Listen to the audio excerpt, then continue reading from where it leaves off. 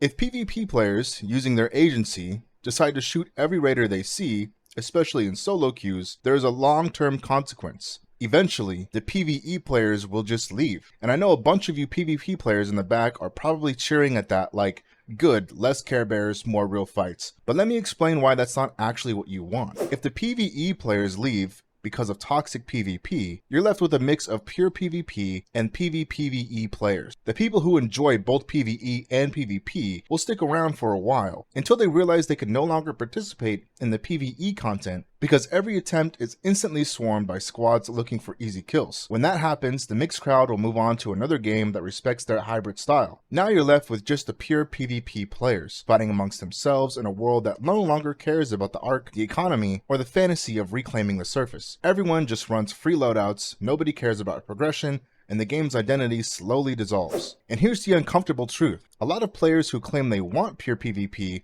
only want it if it's easy. The ones who genuinely love sweaty, high-stakes PvP will always find a game to fit that current meta better. The soul of Arc Raiders is not raw PvP, it's the harmony of the PvPvE loop. Having both the Arc and Raiders be threats at the same time, not knowing who to trust, but still feeling like everyone is, in theory, fighting to reclaim the surface. So that leads us to an interesting idea. What if Arc Raiders had factions you could pledge to, and those factions had their own bounty systems? How would that change the gameplay dynamic? Would it help toxic PvP, or would it just make everything else worse? To even begin to answer that, we need to ask why PvP exists in this world from a lore standpoint. Raiders are not a unified army. You're not in a neat chain of command. You're a freelancer working for credits. If a valuable item spawns, only one person can sell it to Celeste or Chip. Speranza cannot support everyone. The traders will only pay and feed the raiders who bring them the goods. If you kill another raider and steal their loot, you get the payout and they don't. You're not just fighting for scoreboard ego,